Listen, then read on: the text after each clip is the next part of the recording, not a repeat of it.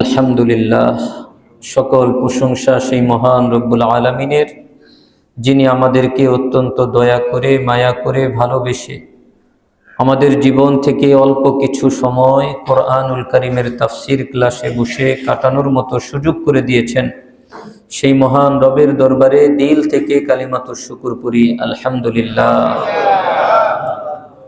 সম্মানিত হাজিরিন, আমরা আলোচনা করতেছিলাম সূরাতুন নাবা। সূরা নাবার মোটামুটি 23 নম্বর আয়াত পর্যন্ত আমাদের হয়েছিল। তবে আজকে আমি আপনাদেরকে 21 নম্বর আয়াত থেকে আবার শুরু করব। পেছনের 3টা আয়াতের সাথে পরবর্তী আয়াতগুলোর সম্পর্ক আছে, এজন্য আমরা 21 নম্বর আয়াত থেকেই শুরু করব ইনশাআল্লাহ। আমার ভাইয়েরা, সূরাতুন নাবা আপনাদের অবশ্যই মনে আছে। নাবা শব্দের অর্থ কি? সংবাদ। আর আল্লাহ সুবহানাহু ওয়া তাআলা নাবা শব্দের সাথে প্রথম আয়াতের মধ্যে দ্বিতীয় আয়াতে যুক্ত করেছেন আনিন নাবাইল আযীম। শুধু সংবাদ নয়, মহা সংবাদ। অর্থাৎ এটা হচ্ছে কিয়ামতের আলোচনা। মহা সংবাদ এটা কি?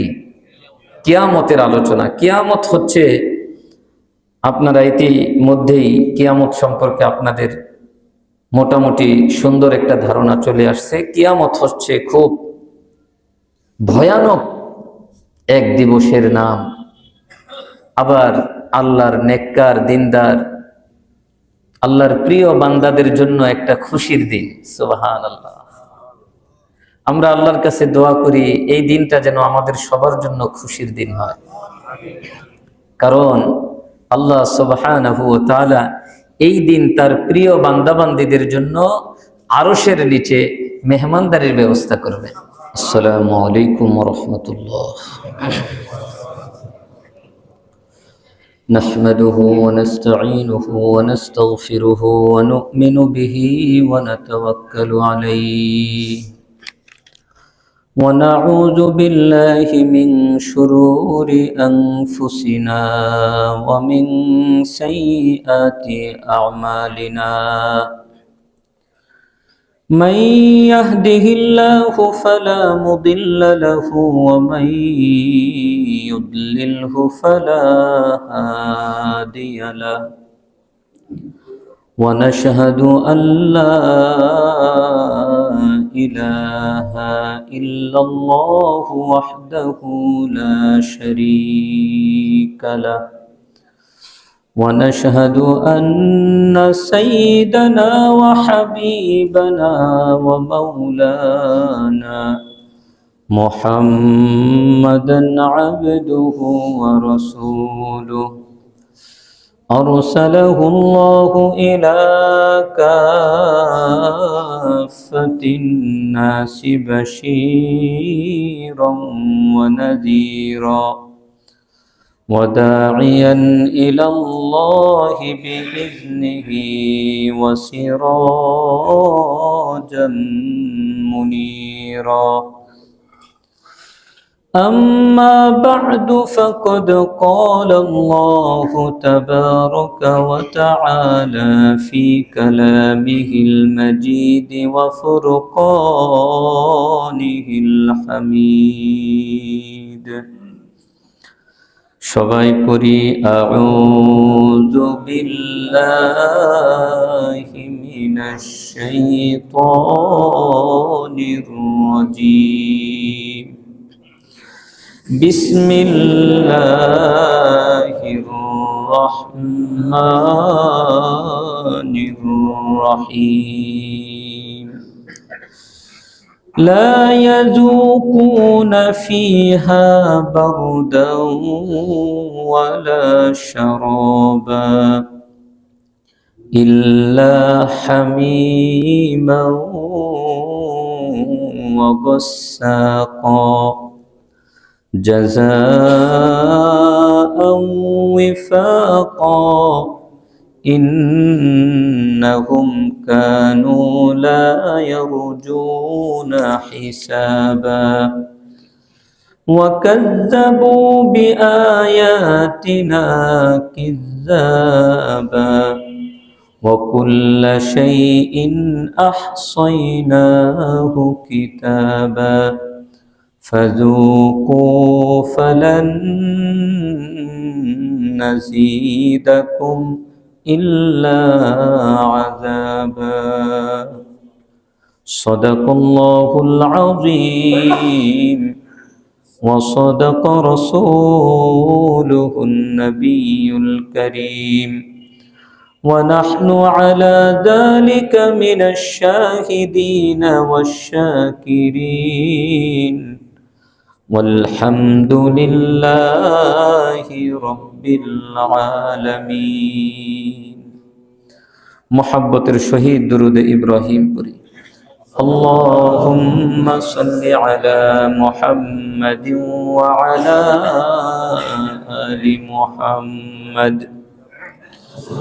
كما صليت على إبراهيم وعلى آل إبراهيم إنك حميد مجيد اللهم بارك على محمد وعلى آل محمد كما باركت على إبراهيم وعلى آل إبراهيم إنك حميد مجيد لا إله إلا الله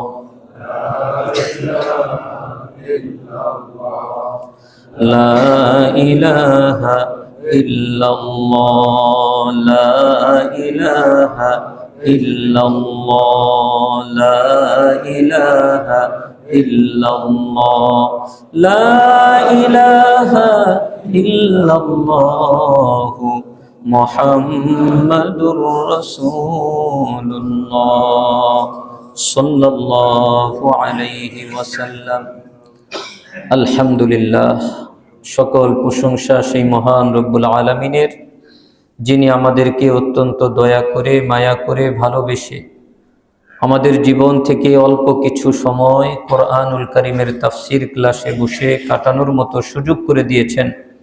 সেই মহান রবের দরবারে দিল থেকে কালিমাতুশ শুকর পড়ি আলহামদুলিল্লাহ।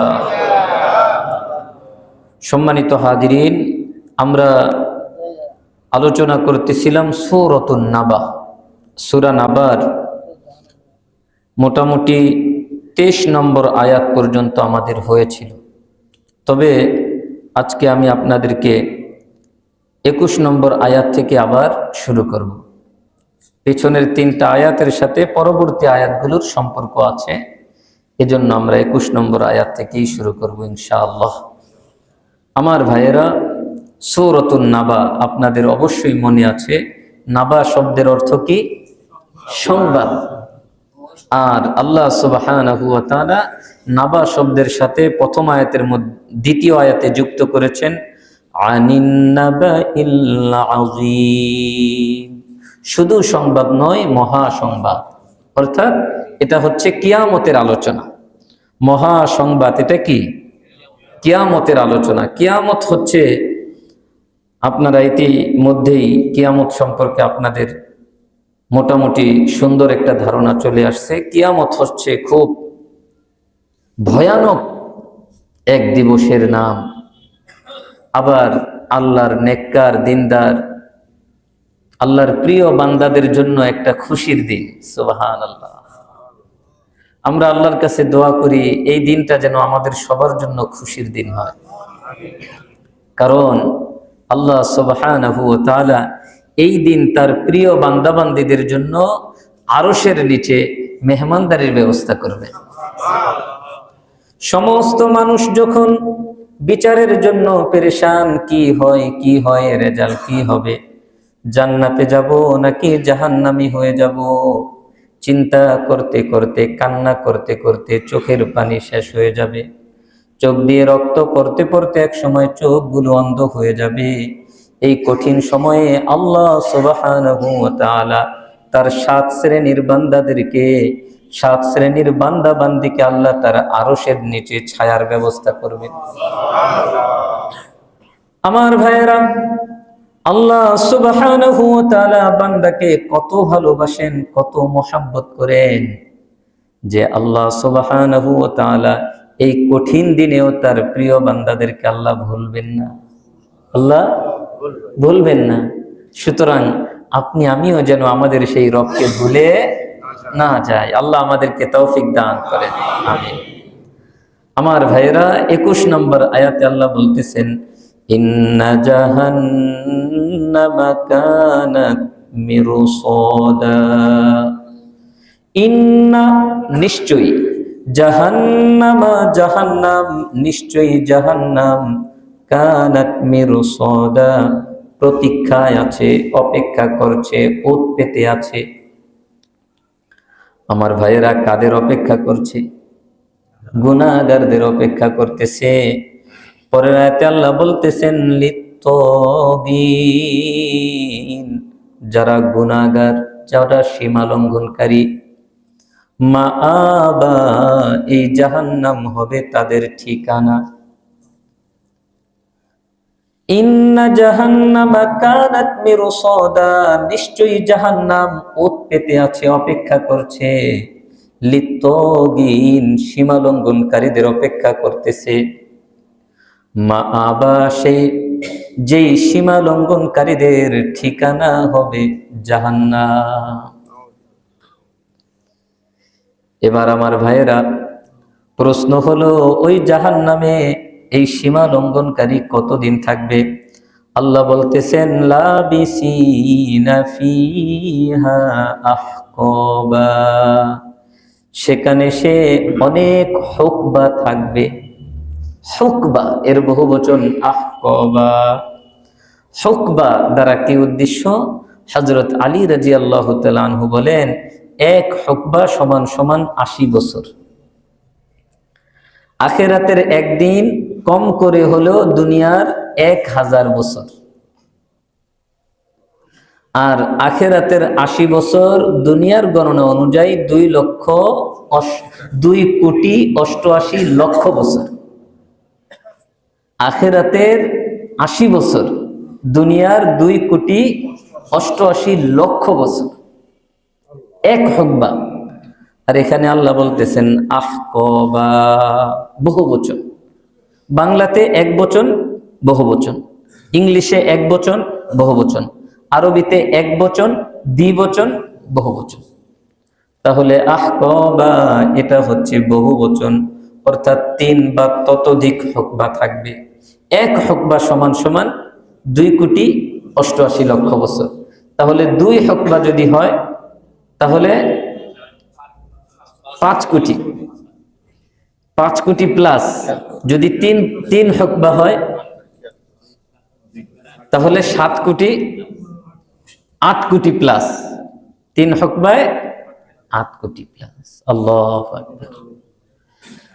আমার ভাইরা এখন চিন্তা করতেছেন যে এটা তো মনে হয় কাফেরদের কথা, মুশরিকদের কথা।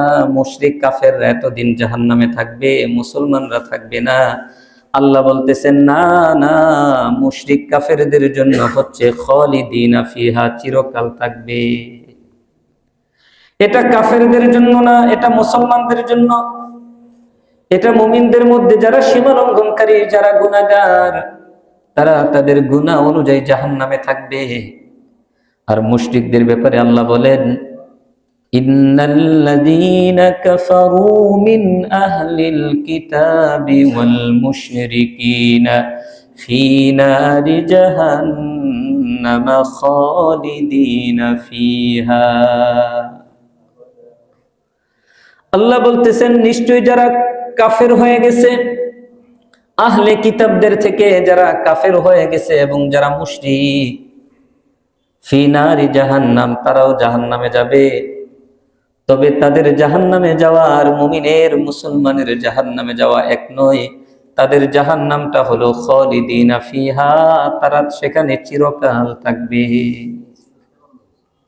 চিরকাল থাকবে। আর যারা সীমা লঙ্ঘনকারী, লিত্তাগীন, আমরা যারা সীমা লঙ্ঘনকারী, তারা থাকবে আহকাবা, নির্দিষ্ট একটা সময়। যদি 3 হুকবা থাকে তাও 8 কোটি প্লাস। ভাই একটু চিন্তা করেন তো কি হবে আমাদের অবস্থা। আমার ভাইয়েরা, সুতরাং এই আয়াতগুলো যদি আমাদের সামনে রাখি, আশা করা যায় গুনাহ থেকে বাঁচা সহজ হয়ে যাবে। গুনাহ থেকে যতদিন না বাঁচবো ততদিন আল্লাহর বন্ধু হতে পারবো না। গুনাহ থেকে যতদিন না বাঁচবো আল্লাহর বন্ধু হওয়া যাবে না। আমার ভাইয়েরা, আল্লাহর বন্ধু হতে হলে আমলের পাশে পাশে অবশ্যই গুনাহগুলো থেকে বাঁচতে হবে। আল্লাহ সুবহানাহু ওয়া তাআলা তারপরের আয়াতে বলতেছেন, বান্দা লা ইয়াযুকুনা ফিহা বারদান ওয়ালা শারাবা। চিন্তা হতে পারে যেহেতু মুসলমান, যেহেতু মুমিন, নামাজ রোজা করেছি, সুতরাং সেখানে কিছু সুযোগ সুবিধাও হয়তো পাওয়া যাবে। আল্লাহ সুবহানাহু ওয়া তাআলা বলেন, সুযোগ সুবিধার কোনো সুযোগ নাই। লা ইয়াযুকুনা ফিহা বারদা, সেখানে তারা কোনো ঠান্ডা পাবে না, কোনো শীতলতা তারা অনুভব করতে পারবে না, শুধু গরম আর গরম।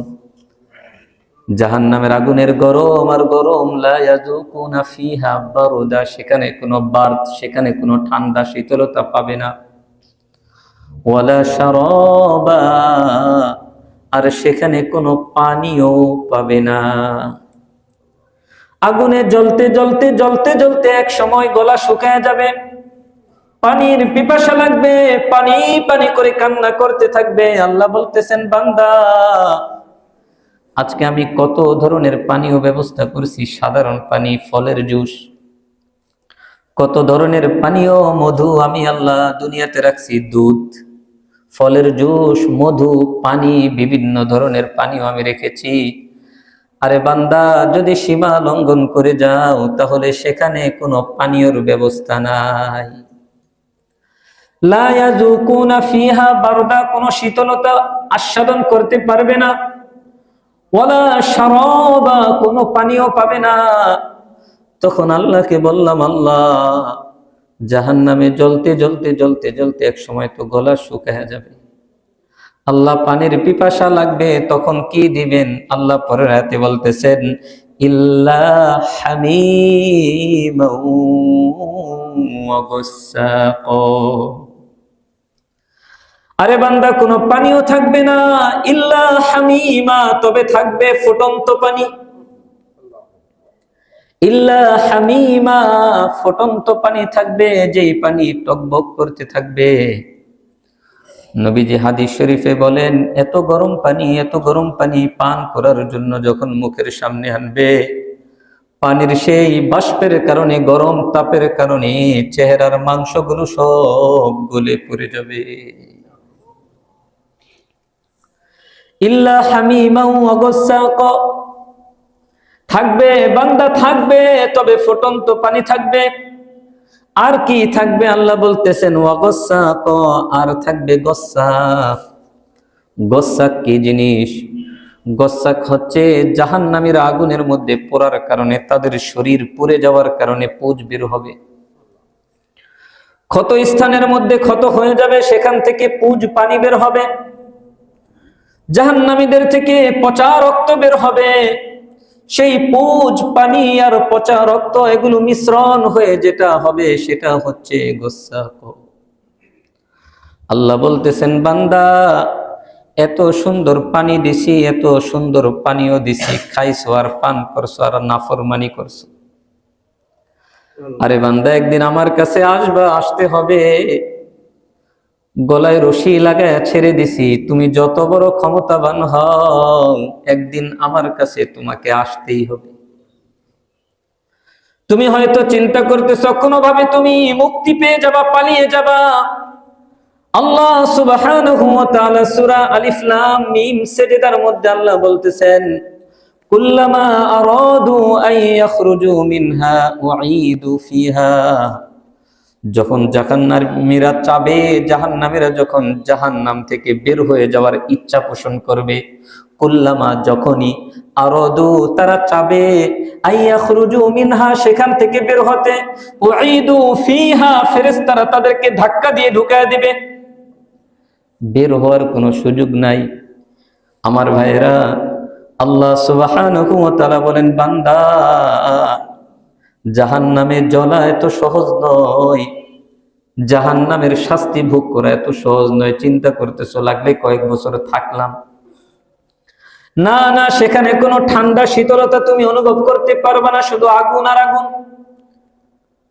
ওয়ালা শারাবা, আর কোনো পানিও তুমি পাবা না, ইল্লা হামিমা ওয়া গাসসাকা, তবে বান্দা যেটা পাবা সেটা হচ্ছে ফুটন্ত পানি।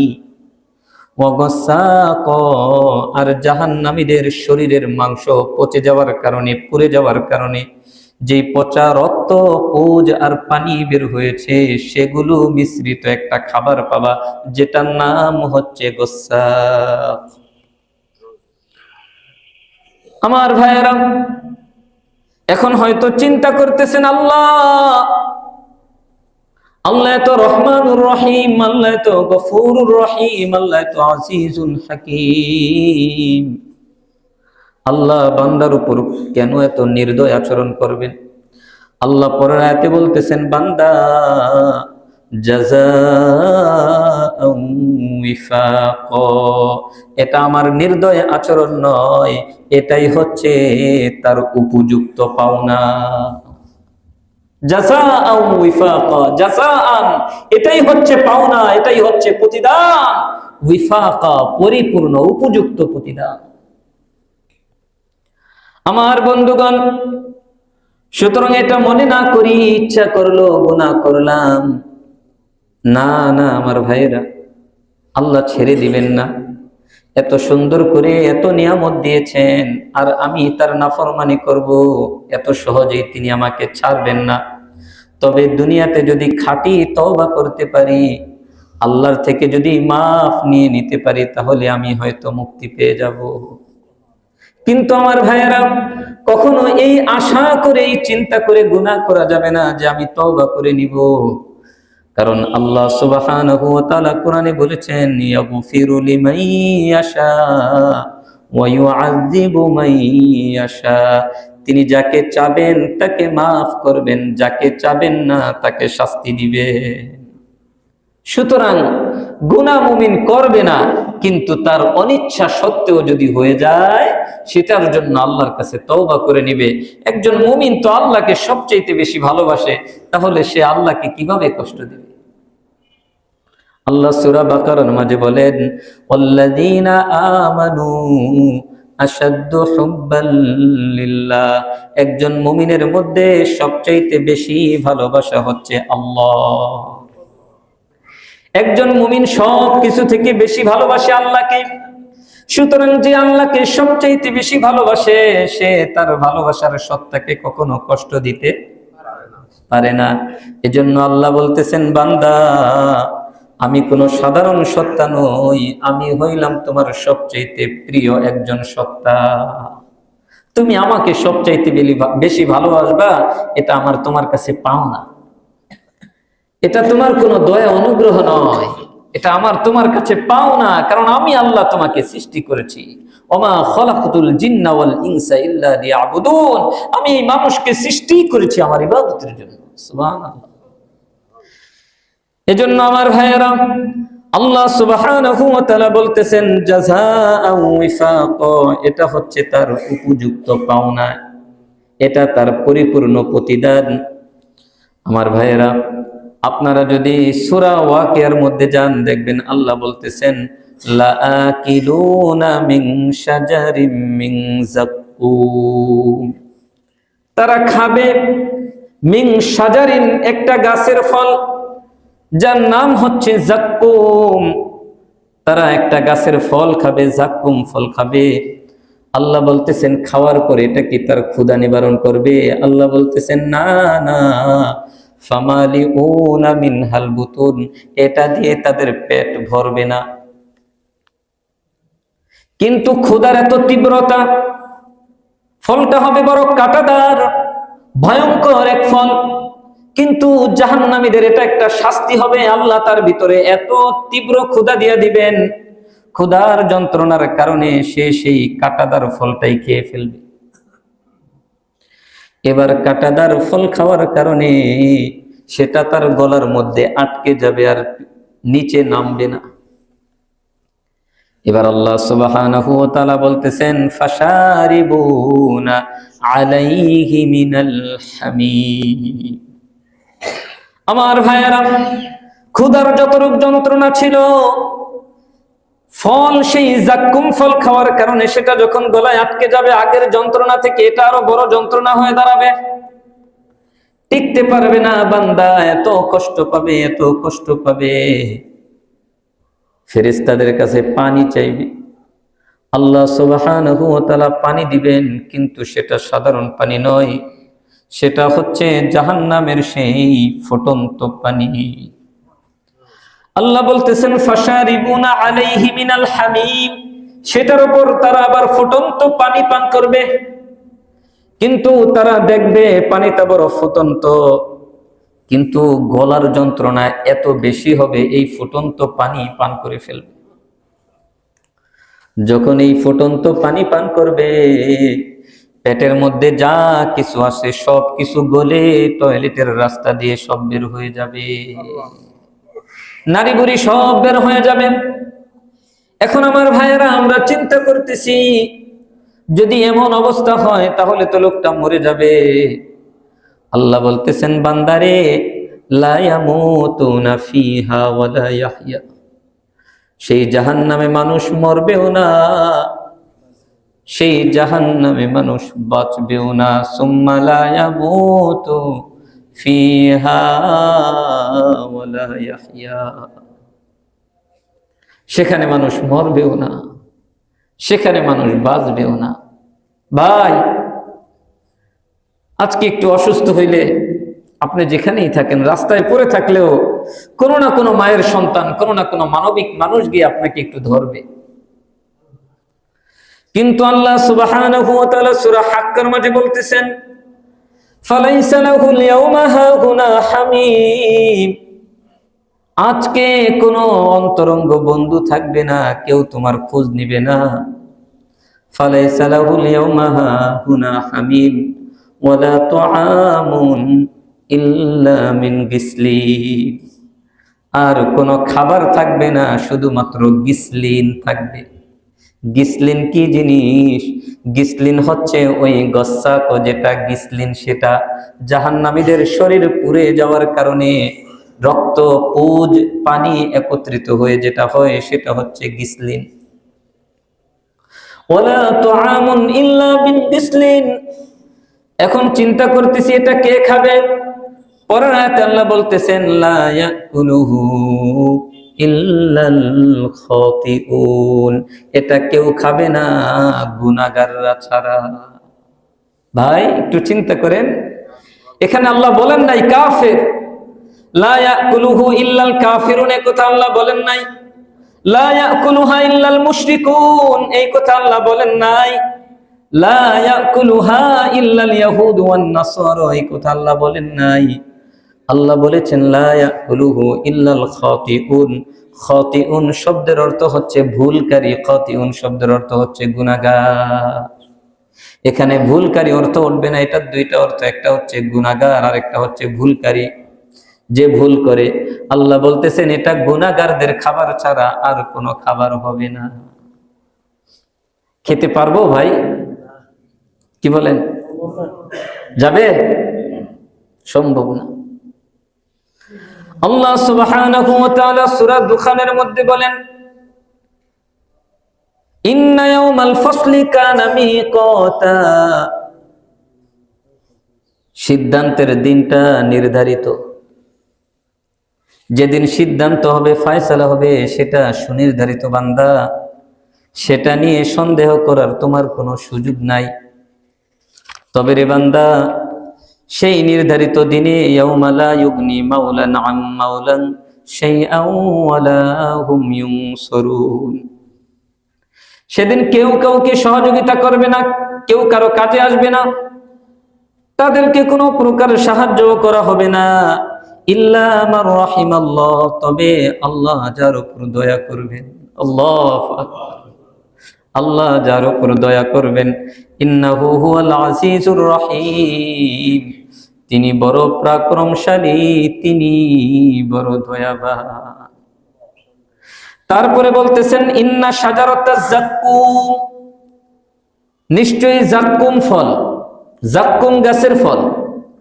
তাআমুল আসিম, এটা গুনাহগারদের খাবার। এই কথাটা শোনানোর জন্য এই সূরায় আসলাম। সূরা দুখানে আল্লাহ বলেছেন এটা কোনো কাফেরের খাবার না। কাফের যেমন গুনাহগার, একজন মুসলমান যদি পাপ করে সেও গুনাহগার। মুশরিক যেমন অপরাধী, একজন মুমিন, একজন নামাজি যদি সীমা লঙ্ঘন করে সেও আসিম, সেও গুনাহগার। আল্লাহ বলতেছেন তাআমুল আসিম, এটা হচ্ছে গুনাহগারদের খাবার। কাল মুহলি, এই খাবারটা কেমন? এটা হবে তামার মতো। কিসের মতো ভাই?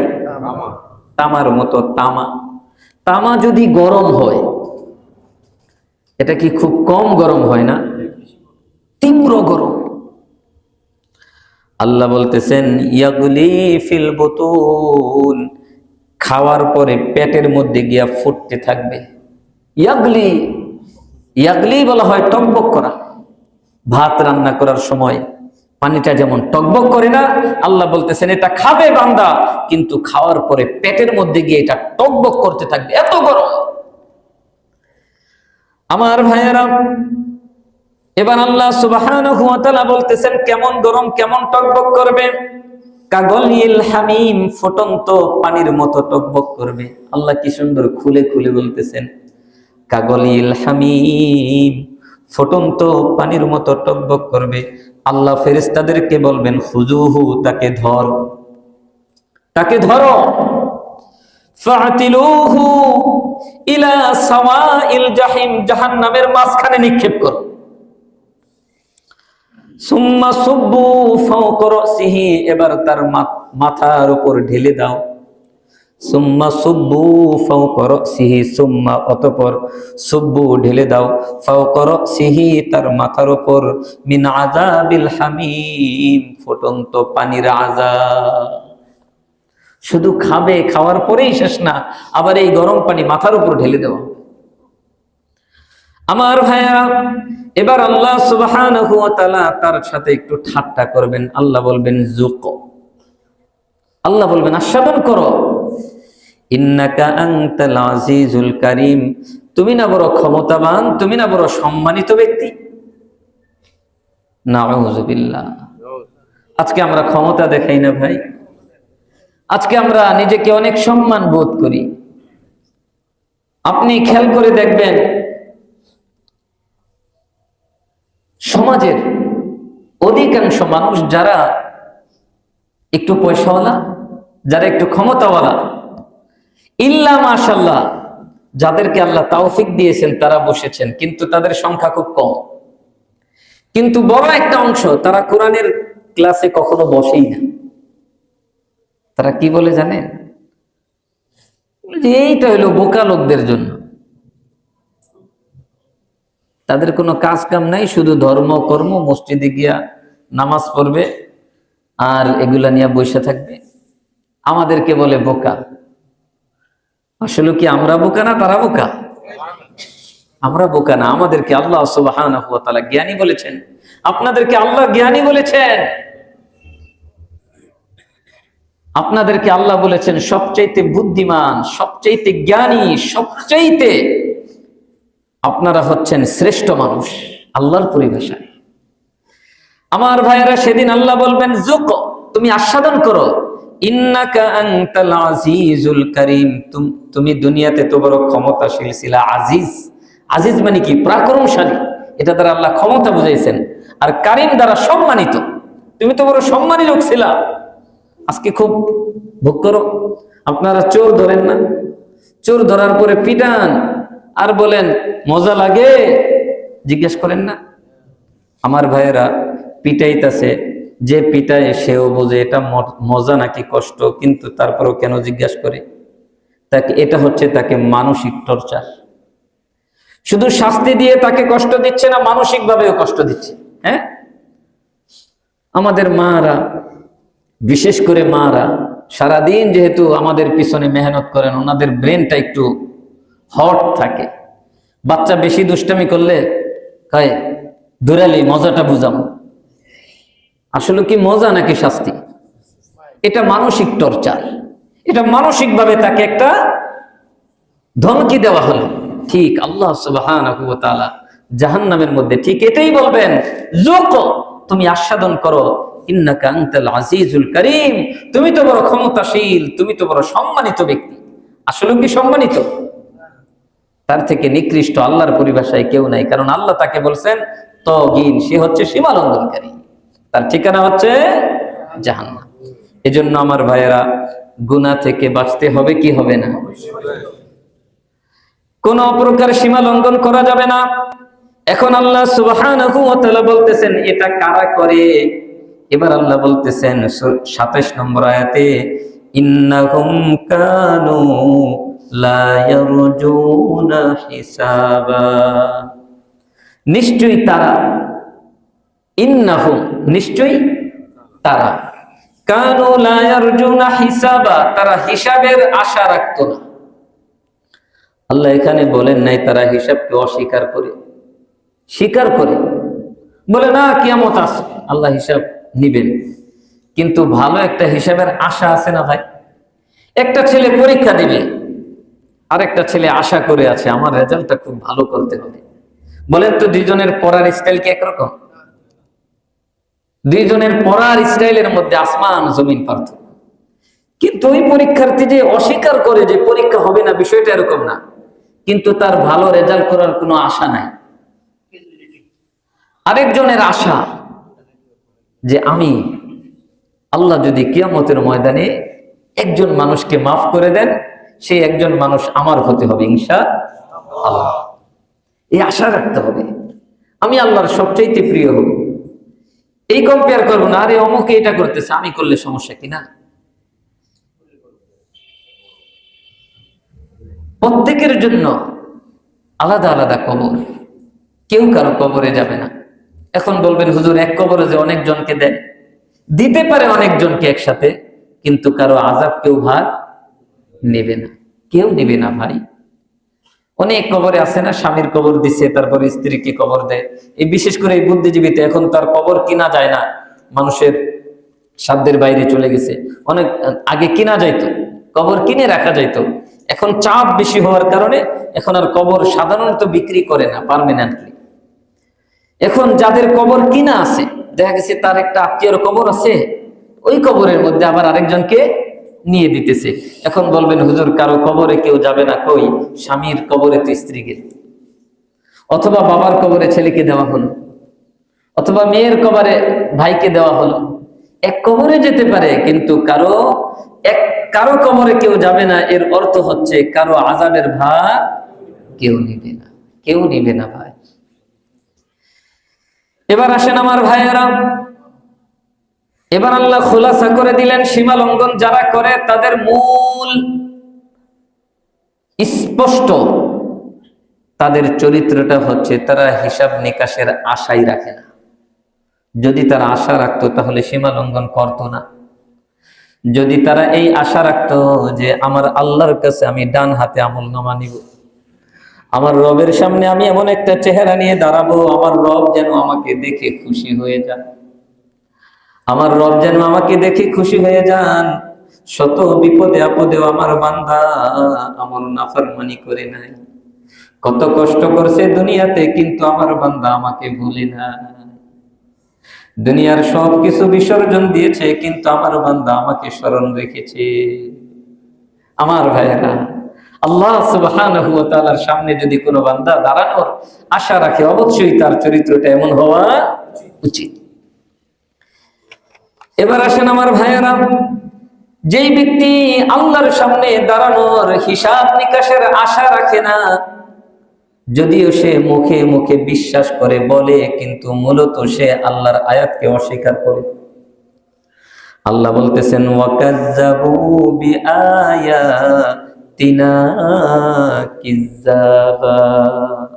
তারা প্রকৃতপক্ষে আমার আয়াতগুলোকে অস্বীকার করে, মিথ্যারোপ করে। কারণ আপনি যদি জানেন যে ওই কোনায় একটা গোকরা সাপ আছে, গেলেই কামড় দিবে,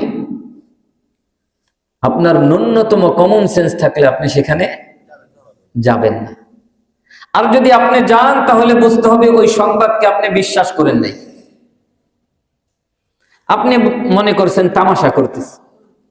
আল্লাহর পরিভাষাটা অনেকটা এখানে এরকম, তারা বিশ্বাসের আশা রাখে না।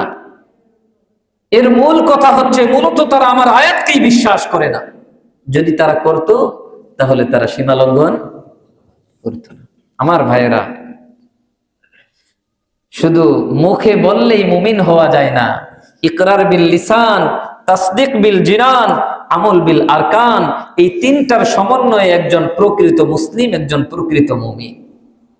ইকরার বিল লিসান মানে জবানে স্বীকার করতে হবে, তাসদিক বিল জিনান মানে অন্তর দিয়ে পরিপূর্ণ ইয়াকিন বিশ্বাস করতে হবে, আমল বিল আরকান মানে অঙ্গ প্রত্যঙ্গ দিয়ে আমল করে সেটার বহিঃ প্রকাশ ঘটাতে হবে। আল্লাহু আকবার।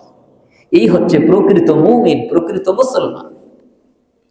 বৃক্ষ তোমার পরিচয় ফলে, আপনার আমলই বলে দিবে আপনার আমার ভিতরে কি আছে। আমার আমল যদি হয় দুষ্ট, আমার আমল যদি হয় মন্দ, আমার যত সুন্দর রুমালেই থাকুক আর যত সুন্দর জুব্বাই থাকুক, বুঝতে হবে আমার দিলের মধ্যে সমস্যা আছে। এটা আমার সুরত, আমার সিরত অন্যরকম। আল্লাহ সুবহানাহু ওয়া তাআলা সুরত দেখেন না, আল্লাহ সুবহানাহু ওয়া তাআলা সিরত দেখেন। সিরত, কার চেহারাটা সুন্দর এটা আল্লাহ দেখেন না, কার অন্তরটা সুন্দর এটা আল্লাহ দেখেন। এজন্য আল্লাহ বলেন সুম্মা লা ইয়ামুতু ফিহা ওয়া লা ইয়াহইয়া। জাহান্নামের কথাটা যে আল্লাহ সূরা আলার মধ্যে বলেছেন যে সেখানে মানুষ মরবেও না বাঁচবেও না, পরের আয়াতটা কি জানেন? পরের আয়াতটা হচ্ছে কদ আফলাহা মান তাযাক্কা। যারা সূরা আলা পারেন তারা অবশ্যই আয়াতটা মনে আসছে যে সুম্মা লা ইয়ামুতু ফিহা ওয়া লা ইয়াহইয়া, তারপরের আয়াত কদ আফলাহা মান তাযাক্কা। ওই ব্যক্তি সফল যে নিজেকে পরিশুদ্ধ করলো। আল্লাহু আকবার। এটা দিলের কথা বলা হয়েছে ভাই। এজন্য আমার ভাইয়েরা, আল্লাহ বলতেছেন যারা মুখে মুখে মুসলমান ইমানের দাবি করে কিন্তু সীমা লঙ্ঘন করে, তারা মূলত হিসাব নিকাশের আশা রাখে না। আর প্রকৃত পক্ষে তারা মুখে যদিও বলে স্বীকার করি, অন্তরে অন্তরে তারা আমার আয়াতগুলোকে অবিশ্বাস করে। এবার আল্লাহ সুবহানাহু ওয়া তাআলা একটা সতর্কবাণী দিয়েছেন। সেটা হচ্ছে আমরা চিন্তা করতেছি যে হুজুর দুনিয়াতে এত কিছু করি, সবকিছুই কি আল্লাহ ধরবেন, লিখে রাখবেন?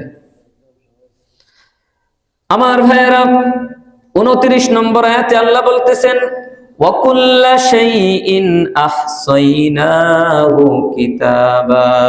প্রত্যেকটা জিনিস, প্রত্যেকটা কাজ, প্রত্যেকটা কথা, প্রত্যেকটা পদক্ষেপকে আমি আল্লাহ সংরক্ষণ করতেছি কিতাব আকারে। আল্লাহু আকবার। কিতাব আকারে। আরেকটা অর্থ হচ্ছে আমি সবকিছু লিখে সংরক্ষণ করতেছি, আর আরেকটা অর্থ হচ্ছে আমি আল্লাহ সবকিছু সংরক্ষণ করতেছি কিতাব আকারে। অর্থাৎ তুমি তোমার পুরো জীবনীটা একটা কিতাবের মতো পাবা, যে কি করেছি আমি সবকিছু একটা কিতাব আকারে আল্লাহ আমার সামনে পেশ করবেন। তারপরে আল্লাহ বলবেন ইকরা কিতাবাক। সূরা বনী ইসরাঈল আল্লাহ বলতেছেন, আল্লাহ বলবেন ইকরা কিতাবাকা, তুমি তোমার কিতাবটা পড়ো, তুমি তোমার আমলনামাটা পড়ো। কাফা বিনাফসিকাল ইয়াউমা আলাইকা হাসিবা। বান্দারে, আজকে তোমার হিসাবের জন্য তুমি নিজেই যথেষ্ট। তুমি পড়ো আর তুমি বলো এর শাস্তি নাকি এর পুরস্কার।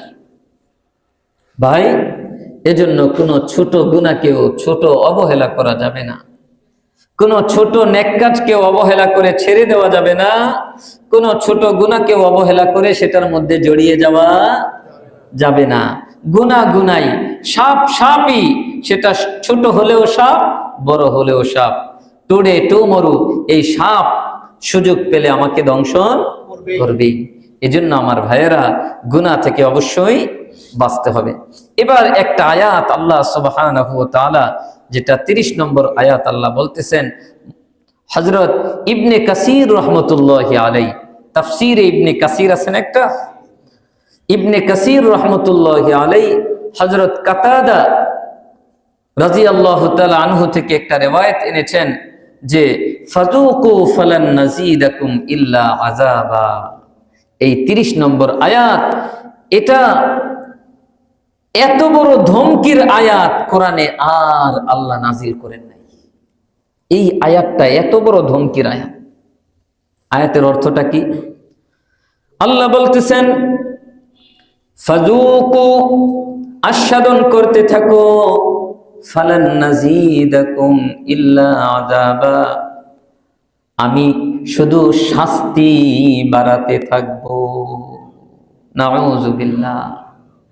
ভাই, আজকে যে শাস্তিটা ছিল, কালকে এটা আরো প্রকট আকার ধারণ করবে, তারপরের দিন আরো কঠিন হবে, তারপরের দিন আরো কঠিন হবে। আল্লাহ বলতেছেন, ফাযুকু, আস্বাদন করতে থাকো, ফালান নাযীদাকুম ইল্লা আযাবা, আমি শুধু শাস্তি বাড়াতেই থাকবো, বাড়াতেই থাকবো। এজন্য আমার ভাইরা, এই আয়াতগুলোকে সামনে রাখা। আমি তো দুর্বল, আমি তো একটা মশা মাছির কামড় সহ্য করতে পারি না। একটা ডেঙ্গু মশা কামড় দিলে, ডেঙ্গু জ্বর হয়ে গেলে কি অবস্থা হয় আমাদের ভাই? মশার ভাইরাস থেকে যদি চিকুনগুনিয়া হয়ে যায়, যাদের হয়েছে, 3 মাস 6 মাস গেলেও সেটার রেশ থেকে যায়। ভালো করে দাঁড়াইতে পারে না, ভালো করে রুকু দিতে পারে না, খুব সুন্দর করে সেজদা করতে পারে না, হাত পা টেনে ধরে, হাত পার মধ্যে শক্তি পায় না। একটা মশার কামড় সহ্য করতে পারি না, আমি সেই জাহান্নামের এত কঠিন শাস্তি কিভাবে সহ্য করব? আমার ভাইয়েরা, এবার আল্লাহ সুবহানাহু ওয়া তাআলা এতক্ষণ তো আযাবের কথা বলছেন, আরেকটু আলোচনা করব, কারণ শুধু ভয় নিয়ে গেলে হবে না, আশাও তো নিয়ে যেতে হবে। এবার আল্লাহ সুবহানাহু ওয়া তাআলা বলতেছেন, ইন্নালিল মুত্তাকিনা মাফাজা। বান্দা, এতক্ষণ তোমাকে জাহান্নামের কথা বলেছি, এতক্ষণ তোমাকে জাহান্নামের শাস্তির কথা বলেছি, সেখানে কি পরিমাণ কষ্ট এটা তোমার সামনে আমি তুলে ধরেছি।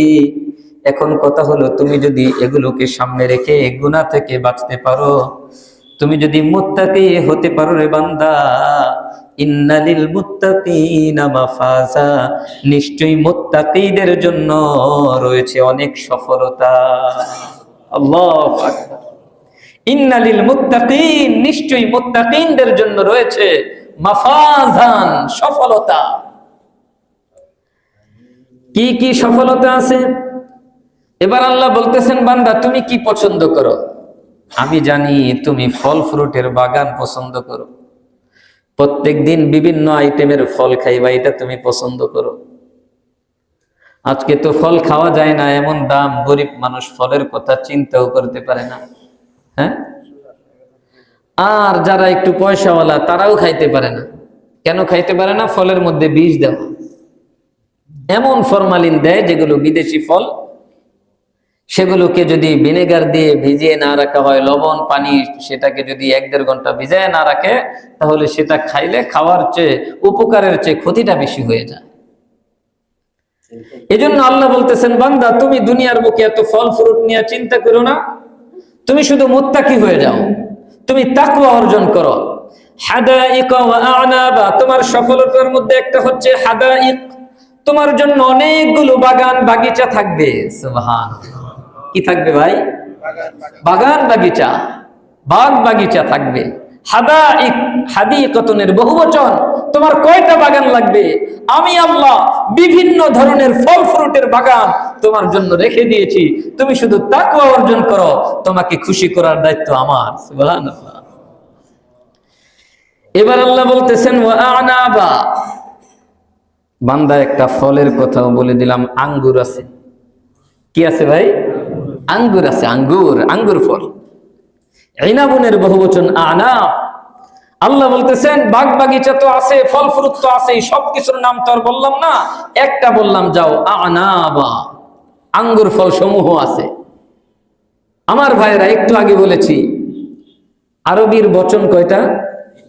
তিনটা। তাহলে এখানে আল্লাহ বহু বচন ব্যবহার করছেন, তার মানে কমপক্ষে 3 প্রকার আঙ্গুর ফল। আর বেশি যে কত প্রকার এটা কে জানেন? আপনার আমার কাজ দুনিয়ার জীবনটাকে সুন্দর করে কাটানো, তাকওয়ার সাথে আমাকে ফল ফ্রুট যত কিছু আছে নিয়ামত দিয়ে খুশি করবেন কে? এবার বলবেন যে আল্লাহ, এত কষ্ট করে চোখ হেফাজত করলাম, আমার যুবক ভাইরা আছে মোবাইল চালাইতে মন চায়, আপনার পাশের পোলাপান কি সুন্দর মোবাইল চালায়, মেয়েদের সাথে আড্ডা দেয়, কিন্তু আপনি দেন না। আপনি কেন দেন না? আপনি আপনার রবকে ভয় পান। আল্লাহ চোখের সামনে একেবারে সেজে সুজে আসছে, নারী পড়ে গেছে চোখের সামনে, সাথে সাথে চোখটাকে নিচু করে ফেলছি একমাত্র আপনার ভয়ে। আল্লাহ মোবাইলের মধ্যে দেখি অর্ধনগ্ন মহিলা আসছে, সাথে সাথে চোখ নিচু করে ফেলেছি, তাকাই নাই একমাত্র আপনার ভয়ে। আল্লাহ মানুষের ঘরে টেলিভিশন ছিল, কত সুন্দর সাইরে এক একজনের সংবাদ দেখে, সারা পৃথিবীর সংবাদ দেখতে গিয়া নিজের কথা ভুলে গেছে। কিন্তু আল্লাহ, আমি এই অর্ধনগ্ন মহিলাদের সংবাদ আমি দেখি নাই, আমি তোমাকে ভয় করেছি। আল্লাহ, আমি আমার চরিত্র হেফাজত করেছি, আমাকে কি দিবেন?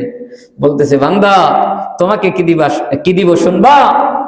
33 নম্বর আয়াতে আল্লাহ বলতেছেন ওয়াকাওয়াইব, তোমাকে দিব কুমারী নারী। সুবহানাল্লাহ বলেন।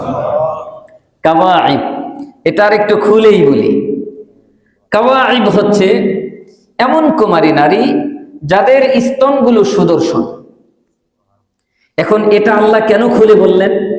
আল্লাহ বলতেছেন তুমি যে পরনারীর বুকের দিকে তাকাও নাই, এই যে নারীরা ফ্যাশন করে তাদের বুককে তোমার সামনে উপস্থাপন করছে, কিন্তু তুমি তাকাও নাই, তোমার চোখকে তুমি হেফাজত করছো, আমি আল্লাহ তোমাকে সুদর্শনা, এই বুকের অধিকারী এরকম কুমারী নারী, কুমারী হুর তোমার জন্য জান্নাতে রেখে দিছি। সুবহানাল্লাহ। তুমি ঠকবা না যুবক, তোমাকে আল্লাহ ঠকাবেন না, তোমাকে আল্লাহ জিতিয়ে দিবেন। এই যেই নারীর পিছনে আজকে তুমি পড়ে আছো, 3 দিন পরে তোমার থেকে আরেকটু ভালো একটা যুবক পাইলে সে তোমাকে ব্লক করে দিবে, সে তোমার থেকে চলে যাবে। তুমি সারা জীবন এই মেয়ের কান্না করতে করতে তোমার বিবেক বুদ্ধি সব নষ্ট হয়ে যাবে, পড়ালেখা সব নষ্ট হবে। না, তুমি সেদিকে যাও না, তুমি তোমার রবের দিকে যাও। তোমার পড়ালেখাও ঠিক থাকবে, তোমার মনটাও ঠিক থাকবে, তোমার মাথার ব্রেন মেধা বুদ্ধি সব ঠিক থাকবে, তোমার পুরা দুনিয়াটা সুন্দর হয়ে যাবে। আর আখিরাতে তো তোমার রব তোমাকে খুশি করে দেবেন ইনশাআল্লাহ। আমার ভাইয়ারা, আল্লাহ বলতেছেন কাওয়াইব, সুদর্শনা কুমারী নারী আমি আল্লাহ বান্দা তোমার জন্য রেখে দিয়েছি মুত্তাকিদের জন্য। এখন প্রশ্ন করলাম আল্লাহ, খুব বেশি কম বয়সী নাকি আমার বয়স আর তার বয়স কি খুব ডিফারেন্ট হবে? আল্লাহ বলতেছেন না, আত্র বা সমবয়স্কা। সুবহানাল্লাহ বলেন। বয়স একটু কম হয়ে গেলে বুঝেন যে একজনের চাহিদার সাথে আরেকজনের চাহিদা মিলে না, হয় কি হয় না? হ্যাঁ, আপনার রব আপনার জন্য কি পরিমাণ চিন্তা করেন একটু ভাবেন, একটু ভাবেন, নীরবে বসেন, একটু ভাবেন আপনার রব কি বুঝাইতে চাইতেছেন। আমি আমার রবকে নিয়ে কতটুকু চিন্তা করি, আমি কিভাবে আরাম পাবো, আমি কিভাবে একটু শান্তি পাবো, আমি কিভাবে একটু ফুর্তি করতে পারবো, আমার রব আমাকে নিয়ে কত চিন্তা করেন। সুবহানাল্লাহ। বান্দা শুধু সুদর্শনা কুমারী নারী নয়, আত্রবা যারা সবাই হবে সমবয়স্কা, কারো মধ্যে কোনো হিংসা থাকবে না। আজকে যদি 2 জন স্ত্রী হয়, সব সময় কানের মধ্যে একজন আরেকজনের বিরুদ্ধে বলতে থাকে। এই স্ত্রী চায় না ওই স্ত্রীর স্বামীর কাছে ভালো থাকো, একজন আরেকজনকে কালার করতে চায়। আল্লাহ সুবহানাহু ওয়া তাআলা বলতেছেন এমন কোন হিংসা বিদ্বেষ কোন স্ত্রীর মধ্যে থাকবে না। কাওয়াইব বহুবচন, 3 দিয়ে শুরু। সুবহানাল্লাহ বলেন। 3 দিয়ে শুরু, তার চেয়ে বেশি কত হবে এটা আল্লাহই ভালো জানে। কুমারী নারী, সুদর্শনা কুমারী নারী যুবক, আল্লাহ সুবহানাহু ওয়া তাআলা বলছেন তোমার রব সুদর্শনা কুমারী নারী একজন না, আল্লাহ শুরুই করছেন বহুবচন দিয়া, 3 দিয়ে। 3 হইল সর্বনিম্ন সংখ্যা, কত যে বেশি, কোটিও হতে পারে, লাখ হতে পারে, হাজার হতে পারে, সেটা আল্লাহই ভালো জানেন। আর হবে সমবয়স্কা, কারো মধ্যে কোনো প্রকার হিংসা বিদ্বেষ থাকবে না, কোনো কমপ্লেইন থাকবে না, কোনো কমপ্লেইন থাকবে না। আল্লাহ সুবহানাহু ওয়া তাআলা বলবেন কোনো কমপ্লেইন নাই, সবার মন পরিষ্কার, সবাই শুধু আনন্দ করতে থাকবে। আল্লাহ বলবেন ওয়ালাকুম ফিহা মা তাশতাহি আনফুসুকুম ওয়ালাকুম ফিহা মা তাদউন নুজুলাম মিন গফুরির রহিম। আরে বান্দা, তোমার জন্য তাই থাকবে যা তোমার মন চাবে, তোমার রবের পক্ষ থেকে উপহার স্বরূপ, মেহমানদারি স্বরূপ। আল্লাহু আকবার। আমার ভাইয়েরা, এখন চিন্তা করতেছেন যে আল্লাহ, পয়সাওয়ালাদের বাসায় গিয়া দেখি কত সুন্দর সুন্দর গ্লাস দিয়া পানি দেয়, ঠিক না ভাই? যারা একটু ধনী, রং বেরঙের গ্লাস, আর কি সুন্দর কাঁচটা এত পরিষ্কার স্বচ্ছ থাকে, পানির সাথে সাথে মনে চায় যে গ্লাসটাও খায় ফেলে, এত সুন্দর গ্লাস। আল্লাহ বলতেছেন বান্দা ওয়াকাসান দিহাকা, আমি আল্লাহ তোমার জন্য পান পাত্র রেখেছি, পান পাত্র। আপনি পানি খাবেন, পানি পান করবেন, আপনার গ্লাসটা যদি খুব সুন্দর হয়, দেখবেন পানিটার মধ্যে আলাদা একটা মজা চলে আসে। আল্লাহু আকবার। এজন্য আমার ভাইয়েরা, আমরা পানি পান করি না, সবাই তো পানি পান করি। একটা কাজ করব, পানি পানের জন্য ভালো গ্লাস কিনব, এটা তো আর বেশি দাম না, কি বলেন? পরিবারের সবার জন্য সুন্দর গ্লাস কিনবো, একটু ভালো স্বচ্ছ দামি গ্লাস কিনবো, কারণ ওই গ্লাস দিয়ে পানি পান করলে আপনি দেখবেন আপনার ভিতরে আলাদা একটা তৃপ্তি আসবে, আলাদা একটা শুকরিয়া আসবে। যখন আপনি খুব মজা পাবেন, অটোমেটিক মুখ দিয়ে চলে আসবে আলহামদুলিল্লাহ। আর এই গ্লাস দিয়ে পানি পান করে আপনি আলহামদুলিল্লাহ বলবেন, আর জান্নাতের মধ্যে আপনার জন্য জান্নাতি পান পাত্র আল্লাহ রেডি করতে থাকবেন। সুবহানাল্লাহ। কারণ একটার সাথে আরেকটা যুক্ত। আপনি দুনিয়াতে নেকামল করবেন, এটার ফলস্বরূপ আপনার আখিরাত শুধু নিয়ামত বাড়তে থাকবে। আল্লাহ বলছেন ওয়াকাসান দিহাকা, তোমার জন্য আমি পরিপূর্ণ পান পাত্র রাখবো, কোনো আদাবিদি পান পাত্র না। আরেকটা অর্থ হচ্ছে খুব স্বচ্ছ পান পাত্র রাখবো। এবার আল্লাহ বলতেছেন, আল্লাহ আপনি চিন্তা করতেছেন আল্লাহ এতগুলো স্ত্রী দিবেন, ঝগড়া বিবাদ, তারপরে মিথ্যা কামরা কামরি, এগুলো থাকবেনি। আল্লাহ বলতেছেন 35 নম্বর আয়াতে, দেখেন রব আমাদেরকে নিয়ে কত ভাবেন। লা ইয়াসমাউনা ফিহা লাগওয়াও ওয়ালা কিযাবা, লা ইয়াসমাউনা ফিহা, সেখানে তারা শুনতে পাবে না, লাগওয়ান, কোন অনর্থক কথা। কি কথা ভাই? অর্থাৎ যেই কথাটাই আপনার, যেই স্ত্রী বলবে আপনার মনকে শুধু শান্তি দিবে। সুবহানাল্লাহ। এখন তো ঘরে গেলে কথা যদি 5টা বলে, তার মধ্যে 2-1টা অনর্থক হয় কি হয় না? মাঝে মাঝে আপনি রাগ করেন, করেন কি করেন না? কথা বলছে 5টাই, কিন্তু তার মধ্যে 2-1টা অপছন্দ হয়, ঠিক না? আল্লাহ বলতেছেন জান্নাতের মধ্যে তোমার অপছন্দ হয় এমন কোন শব্দই থাকবে না, তুমি সত্যিই পাবা না। লা ইয়াসমাউনা ফিহা লাগওয়ান, কোন অনর্থক কথা শুনতে পাবে না জান্নাতীরা, ওয়ালা কিযাবা, আর কোন মিথ্যা প্রলোভনও শুনতে পাবে না, মিথ্যা কথাও শুনতে পাবে না। স্ত্রী যা বলবে, তোমার জান্নাতি স্ত্রী তোমাকে যা বলবে, সেটা তোমার অনর্থক হবে না, মিথ্যাও হবে না, সেটা সত্য এবং তোমাকে আনন্দ দিবে।